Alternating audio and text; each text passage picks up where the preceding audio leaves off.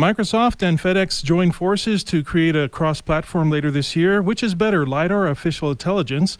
The FBI is shopping for its next spyware subscription to deploy for its interest. And Back to Basics discussion with Law Matters host Sherry Harrison. All that and more next on The Computer Doctor Show. You're listening to The Computer Doctor Show, your source for technology subjects affecting your business and personal life during this new normal.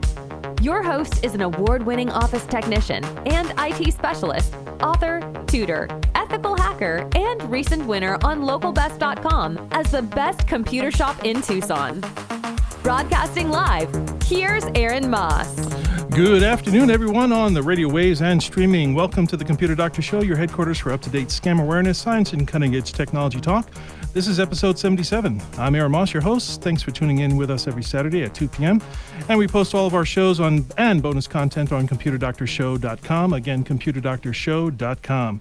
We'd love to hear you, from you, so please give us a call during the show with your computer, internet, cybersecurity comments and questions on our open studio line, 520-790-2040. Hey, Tom, I think you may not, are you able to hear okay, Chris? Okay. All right, perfect. Co-hosting today, by the way, is Chris from the Cassie Unscrewed Theater. Also, we have a special guest and radio colleague, Sherry Harrison from the Law Matters radio show discussing technology on the law and enforcement perspective. So we're so happy to have you here as well. Thank you. And also, the Computer Doctor Show is sponsored by the expert technicians at Perfection Auto Works. Just want to remind you of that. Near Speedway and Craycroft, they have a free 26-point inspection. I've had my car serviced there myself with the 26-point inspection. It is free. It's awesome. Give them a call for an appointment, 520-323-8650. We have a great show for you today. So we're going to get right into our abbreviated tech news. So we're just going to go through this, and then we're going to jump into a quick discussion. Microsoft and FedEx joined forces to create a cross-platform later this year. So since Amazon is taking care of most of its own shipments now, FedEx found a new partner, and that is Microsoft. So Microsoft has lots of e-commerce programs out there, and now FedEx can be an integral part. So it could be one day that you might be typing out a letter on Microsoft Word, and a little pop-up will come up that will say, would you like to print and FedEx this letter? Because apparently that is, they're trying to do things together. They're trying for that corporate synergy. Yeah. Mm-hmm. There you go. There we go. Right. And FedEx believes that this partnership will make an extra 10 million packages a day from Microsoft. So they lost major money with Amazon when they decided to do their own shipping, but now they're finding shipping elsewhere. Wow, what does Microsoft have to ship? You can get their software online. It's not they're not shipping Microsoft products. They're shipping the stuff that companies are using Microsoft for. Oh, it's like, got for it. example, if you had a picture framing business, okay, you can download a Microsoft software of some sort, and there's just going to be a FedEx button on there that synergizes, Right. I use that word, that synergizes with the Microsoft side, with the FedEx side, and it makes things go smoother, So. Okay, it sounds kinky. Okay. Okay. So here's the next thing. Is LiDAR or artificial intelligence better? And for those of you that may not know what LiDAR and artificial intelligence is, so LiDAR is basically a laser-based system, and they're using this in some of these automated driving cars. So they did this test where now Tesla uses the artificial intelligence-based cameras, and its rival Luminar uses LiDAR, which is laser-based. So they had this thing where they lined up artificial intelligence cameras versus a LiDAR, and they tested it to see if it would hit a pedestrian. And guess what? The artificial intelligence, the Tesla side, hit the pedestrian. Oh, that's Oh, how bad. rude. And the LiDAR actually ended up stopping. Okay. So there's this going back and forth of which is better, the artificial intelligence cameras that are put on cars, or them that are actually using the LiDAR, which can actually see depth a whole lot better than, say, an artificial intelligence camera can. Sure, that makes sense. It would also be great for the laser if a cat crosses the road, because then the cat would be caught up with the laser. I was thinking about this. I was thinking. Okay, I just got that. That was a delayed reaction. But I was also thinking about this. There are some things that the artificial intelligence and the people that are programming these things. Like, for example, we're all drivers, right? So Yep. if you're driving down a residential area and then you see a soccer ball roll in front of you, Right. what do you do? Stop. Do you wait for the soccer ball to continue and then you drive through? You wait to make sure there's no kids. No kids, because you see a ball rolling out. There's a kid somewhere. There's a kid that's going to go out and get it. Now, how do you communicate? How do you program that into a car? Number one, you're going to have a car that can recognize a toy or a ball rolling out, and when it clears the ball, do not go ahead because there's a kid. Okay, Somewhere. there's a kid somewhere. So how do you program that in? It's one of those very, very difficult things. And going above and beyond, there are people that are going to find some sort of hack around it. Say, oh, look, Right. we can stop cars by rolling A ball. a ball in front of it, and it's going to trick the computer into stopping and like disengaging, completely. And then how funny would it be if you had a bank robber that the getaway car was one of these cars? All the police would have to do was just roll a soccer ball in front of it. It'll shut the car off. well, there you go. There's a great use of police funding is just Soccer buy up a balls. bunch of soccer balls. That is theft deterrent. Yes, the soccer ball. There we go. Okay, now we're going to move on to this next sentence. So the FBI was shopping for its next spyware subscription to deploy for its own interests. So the FBI and other law enforcement agencies, Sherry, please inform us.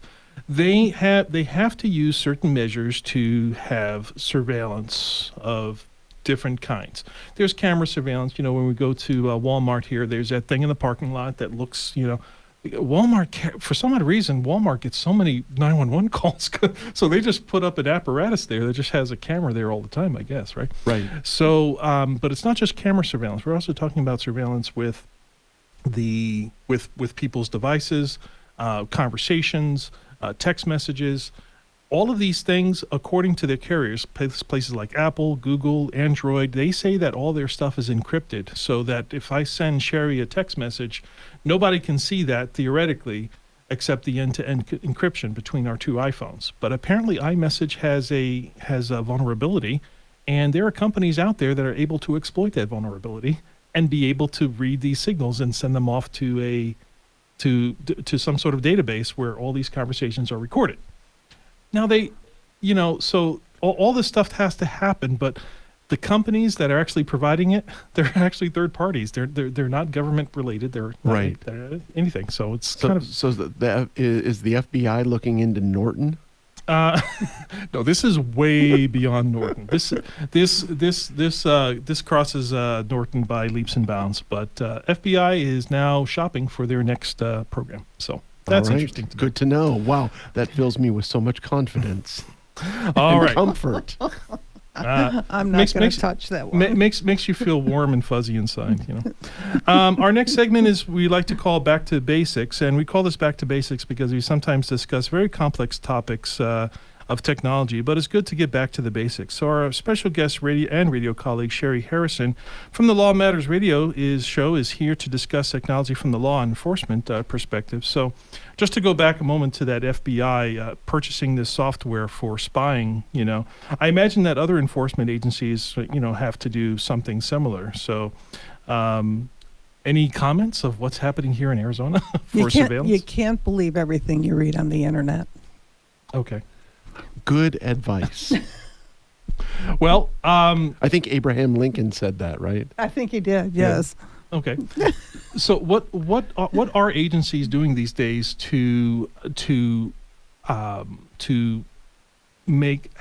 surveillance on the public? There has to be some level of surveillance.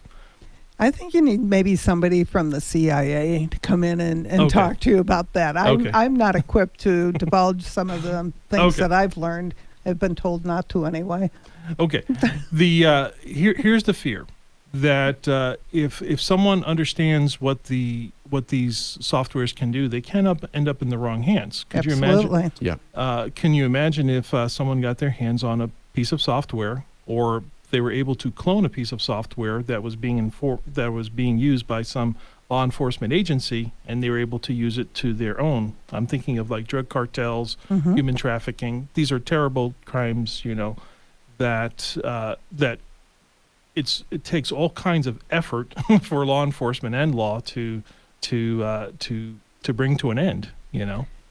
Yeah, they're putting. The bad actors are doing all kinds of things. Those little squares, they say scan the square and you can have our menu on your telephone. Oh, yeah, sure. Number one, you don't need their menu on your telephone. Mm-hmm.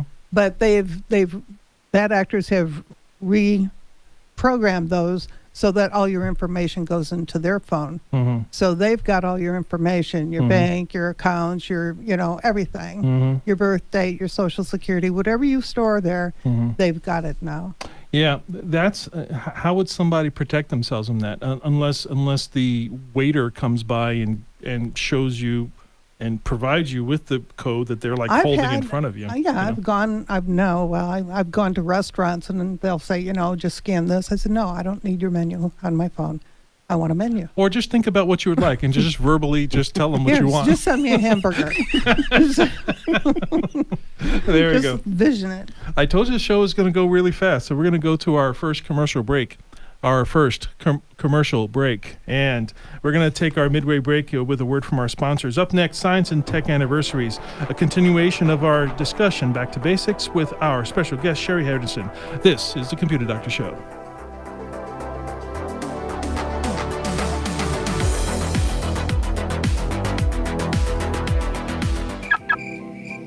Roger, you have the coolest car. I know, but it's even cooler because you're in it next to me. The lights of this city and this beautiful night, I just don't want it to end. I have something for you that will make it last forever. Oh, Roger, a ring. I've never seen anything so beautiful. Will you marry me? Yes, of course I'll marry you. Ma'am, your car's ready. Oh, I must have fallen asleep. That Chevy Coupe is a real treasure. That song. What's the matter? Thanks so much for preserving not only the car, but so many memories.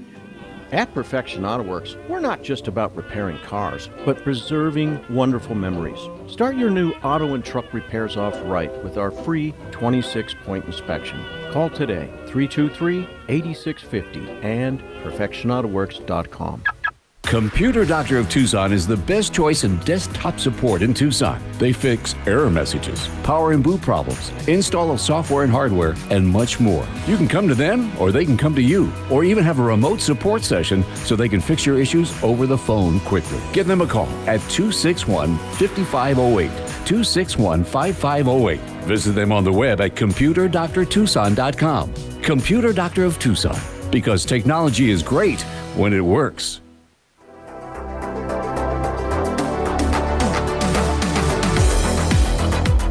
Welcome back to the Computer Doctor Show, your source for scam awareness, science, and cutting-edge technology talk. I'm Aaron Moss, your host, along with Chris, co-hosting today from the Unscrewed Theater. And Law is on our side today with our special guest and radio colleague, Sherry Henderson from the Law Matters radio show, discussing technology on the law enforcement perspective. So before we get into our next segment, Chris, what can you tell us about the Unscrewed Theater? Well, what I can tell you about the Unscrewed Theater is we are celebrating our 8th anniversary this weekend. So it's a pretty big occasion for 8 us. Years. Okay. Yeah, 8 years as two locations. Well, we started in one place and now we're in another place. And we are taking our show virtual this weekend because of the rise in Omicron cases. And so we are offering an online house party. It's actually our online Octoversary party tonight. Octoversary, because it's 8. Who made up that? We did that by committee. Okay. It took more than one person to come up with that. And so, Eight people. yeah, at least. Yes. And so we're offering an online performance through Zoom tonight at 7:30 Tucson time. It's you can anyone with an internet connection can watch it and Zoom.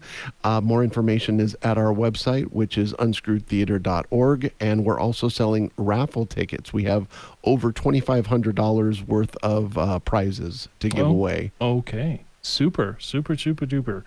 Well, thank you very much for that. Here are some science and tech anniversaries. Chris, you have the mic. What do you have for us? Well, let's see. We're going to start off with kind of a somber anniversary. Yeah, it's unfortunate. Yeah, on January 28th, 1986, which is mind-blowingly 36 years ago, the Space Shuttle Challenger exploded. 7 astronauts were killed shortly after launch. Many people remember where they were that day because one of the astronauts was a teacher, and so there were many school children involved with watching that launch. I was 7 years old that year, and I don't have a great memory of it, but still a sad occasion. So thoughts and prayers to the families, still surviving families of that. Absolutely. What else do we have? On January 31st, 1958, which is 64 years ago, Explorer 1 became the first successfully launched satellite by the United States when it was sent into space on January 31st, 1958. First successful satellite. Yes, and they won the space. There was this race to space, right? And then there was the race to the moon, and now there's continued races to Mars and other places. So this race, apparently there's no end to this race. People just keep running this race, and there is no... And there's a lot of money involved with this race. Yeah. I don't see any of that. Yeah. I never see that money. Okay. Exactly. But yeah, that was a momentous occasion. All right. And another momentous occasion on February 1st, 1984, which is 38 years ago. At the age of 19, Michael Dell founded PC, the company that bears his name, yes. Dell Computers, and he started it with $1,000 out of his garage. Yeah, that's how they all start. That's how Microsoft started. I'm still in my garage. I was going to talk to you about this. I like my garage. I'm going to stay there. I'm not going to do anything big. I'm just going to continue to do this. But hey, 19 years old in your mom's garage. Okay. Yeah. But by the way, my garage is my garage. It's not my mom's garage. Well, there you go. You're way ahead of Michael Dell. I've graduated from my mom's garage to my own garage. So I think I'll stay there for just a while. A change of location. Change of location. Same, still a garage, right? But we're going to go back to our back to basics discussion with our special guest and radio colleague Sherry Harrison from the Law Matters radio show, discussing technology and law enforcement perspective. Before the show, Sherry, we were talking about cybersecurity. You had mentioned that funny email that you got just this morning. Just this morning, just before the show started, I got this email, and it has the Amazon logo. Yes. So you immediately think it came from Amazon. You would think, yes. And the person who sent it is Maya Hug 3185@gmail.com. Mm-hmm. So I want everybody to send her an email. Oh, okay. Maya Hug 3185@gmail.com. Okay, did you get that, Chris? Are you sending Maya Hug? Maya MIA, yeah. Okay. HUG 3185. And she's going to debit my account for $1,747.68 for this TV that I supposedly purchased. Oh, okay. Oh, congratulations. You're getting a new TV. Do you need a new TV? Or No, it's can I actually have it? smaller than the one I have. Oh, okay. Okay. A whole bunch Well, the more, idea is too. that they hope that you call in and Exactly. and There's a phone number to here. to cancel the order. And then but they'll say, well, let's check your card and make Yeah, sure it wasn't exactly. affected by this. Okay, we have a caller with a comment or question. Andy, are you there? Welcome to the Computer Doctor Show. Yes, hi, thank you. Is the VPN in the Opera browser any good?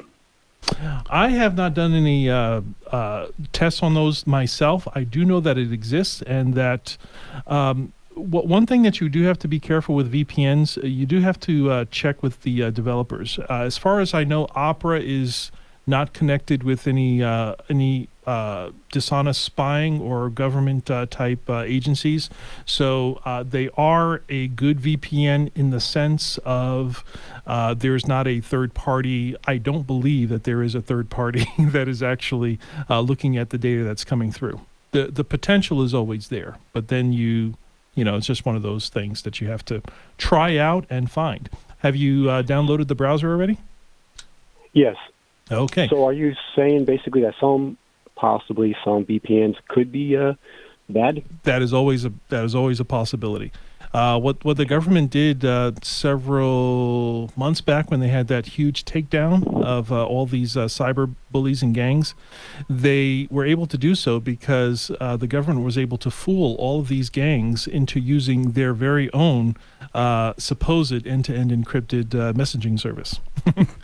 So you have all these gangs that are using a service that you created, and since you created it, you know how to look at the transmissions and all the traffic that's going through that. So just be careful with that, Andy. Right.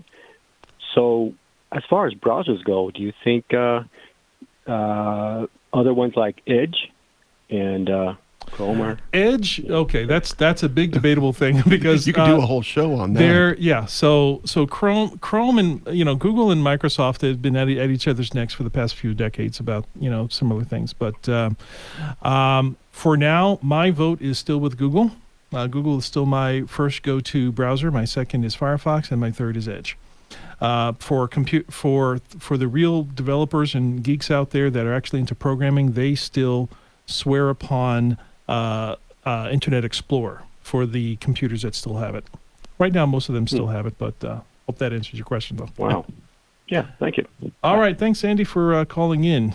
And that email that Maya Hug was doing. So we need to make sure that we send those emails out at Sherry's suggestion.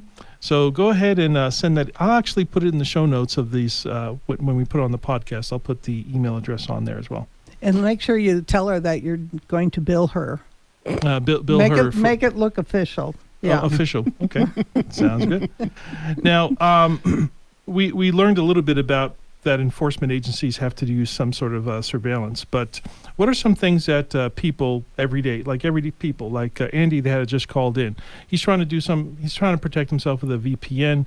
But what are some other things that from an enforcement side can people do to protect themselves from criminal activity? Some of the things that we usually suggest is making sure that you're current with all your updates on your device. Absolutely. Yeah. Okay, make sure that that goes for both phones and computers, because your phone is really just a small computer. Exactly. Know what your children are looking at. Okay, many times can't tell you. Many times the bad actors that are out there, they have a purpose. Sometimes they're targeting older people. Sometimes they are unfortunately targeting children. And children are usually not aware that they're being targeted. They think that they're downloading some free game that's supposed to be fun, okay? And before you know it, now they're chatting with some unknown person through this game, right. Okay? And, unless the parents are educated on what are the good ones and which ones are the bad ones, there are actually apps out there that are designed to hide other apps. It's unfortunate, but that's very true. You have to really watch what your kids are doing. Mm-hmm. Okay, and you also gave us a great example about the email and text links. Right. Okay, so if you get a text link from anything that has to do with a return of something, that's just how it goes. That's another one. That's another one. Phone calls. Be careful of phone calls. Be careful of emails and tech links and things like that, because those things do affect us. Before we wrap up, we just want to thank our sponsor, Perfection Auto Works, for sponsoring our show. Stop by their location, Speedway Craycroft, for your free 26-point inspection. If you missed any part of this episode, go to computerdoctorshow.com, click episodes, and find episode 77. My name is Aaron Moss, your host and technology expert. Chris is co-hosting today. Tom Fairbanks at the control board, and our special guest was Sherry Sherry. Harrison. You enjoyed this The law episode matters. of The Computer Doctor Show. If you missed any part of this live broadcast, we post all our episodes online at computerdoctorshow.com. Remember, the world is getting more and more tech, and so should you. To stay current with technology, listen to The Computer Doctor Show each week for local and global tech insights. If you have suggestions for a topic on a future show, send us an email at info@computerdoctorshow.com.